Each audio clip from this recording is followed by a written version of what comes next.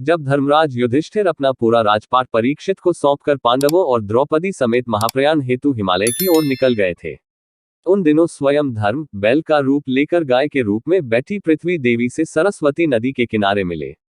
गाय रूपी पृथ्वी के नयन आंसुओं से भरे हुए थे, उनकी आंखों से आंसू बह रहे थे।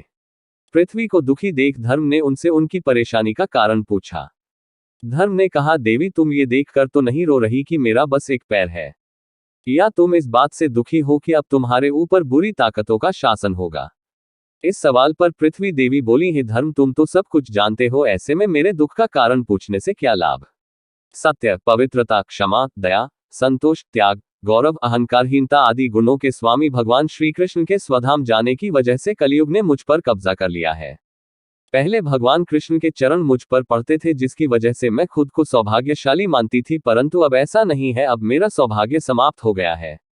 धर्म और पृथ्वी आपस में बात कर ही रहे थे कि इतने में असुर रूपी कलयुग वहां आ पहुंचा और बैल और गाय रूपी धर्म और पृथ्वी को मारने लगा।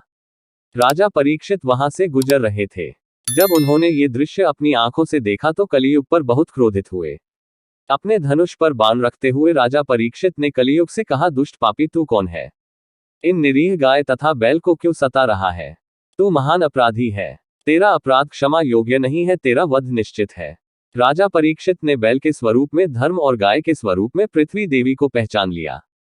परीक्षित राजा ने उनसे कहा, हे वृषभ, आप धर्म के मर्म को भली भांति जानते हैं, इसलिए आप किसी के विषय में गलत ना कहते हुए अपने ऊपर अत्याचार करने वाले का नाम भी नहीं बता रहे हैं। हे धर्म, सतयुग में आपके तप, पवित्रता, दया और सत्य 4 चरण थे। त्रेता में 3 चरण रह गए, द्वापर में 2 ही रह गए और अब इस दुष्ट कलयुग के कारण आपका एक ही चरण रह गया है। पृथ्वी देवी भी इसी बात से दुखी है। इतना कहते ही राजा परीक्षित ने अपनी तलवार निकाली और कलयुग को मारने के लिए आगे बढ़े। राजा परीक्षित का क्रोध देखकर कलयुग कांपने लगा। कलयुग भयभीत होकर अपने राजसी वेश को उतार कर राजा परीक्षित के चरणों में गिर गया और क्षमा याचना करने लगा। राजा परीक्षित ने शरण में आए हुए कलयुग को मारना उचित न समझा और उससे कहा, कलयुग तू मेरे शरण में आ गया है, इसलिए मैं तुझे जीवनदान दे रहा हूं, किंतु अधर्म, पाप, झूठ, चोरी, कपट, दरिद्रता आदि अनेक उपद्रवों का मूल कारण केवल तू ही है। तू मेरे राज्य से अभी निकल जा और फिर कभी लौटकर मत आना।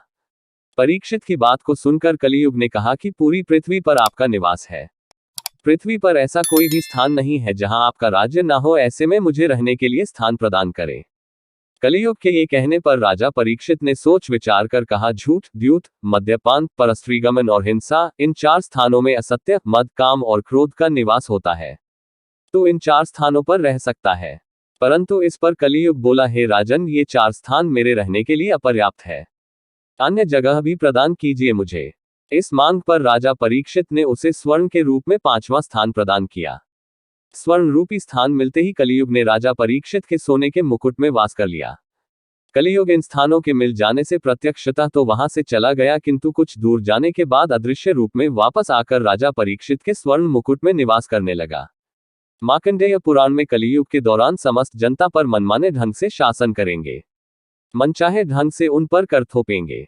शासक अपने राज्य में अध्यात्म की जगह भय का प्रसार करेंगे, वह स्वयं एक बहुत बड़ा खतरा बन जाएंगे। बड़ी संख्या में पलायन शुरू हो जाएगा। लोग सस्ते खाद्य पदार्थ और सुविधाओं की तलाश में अपने घरों को छोड़कर जाने के लिए मजबूर होंगे। धर्म को नजरअंदाज कर दिया जाएगा और लालच, सत्ता, पैसा सभी के मस्तिष्क में प्रबल रूप से विद्यमान रहेगा। लोग बिना किसी पश्चाताप के अपराधी बनकर लोगों की हत्या करेंगे। संभोग जिंदगी की सबसे बड़ी जरूरत बन जाएगी। लोग बहुत आसानी से कसम खाएंगे और उसे तोड़ देंगे। वचनों का कोई अर्थ नहीं रह जाएगा। लोग मदिरा और अन्य नशीले पदार्थों की चपेट में आ जाएंगे। गुरुओं का सम्मान करने की परंपरा समाप्त हो जाएगी। ब्राह्मण ज्ञानी नहीं रहेंगे। क्षत्रियों का साहस खो जाएगा और वैश्य अपने व्यवसाय में ईमानदार नहीं रह जाएंगे। पाप अपने चरम पर होगा। इस तरह कलयुग की शुरुआत हो जाएगी। Thanks for watching. ऐसी ही मजेदार वीडियो देखने के लिए चैनल को सब्सक्राइब करें और बेल आइकन प्रेस करें, ताकि हमारे आने वाली वीडियो की नोटिफिकेशन सबसे पहले आप तक पहुंचे।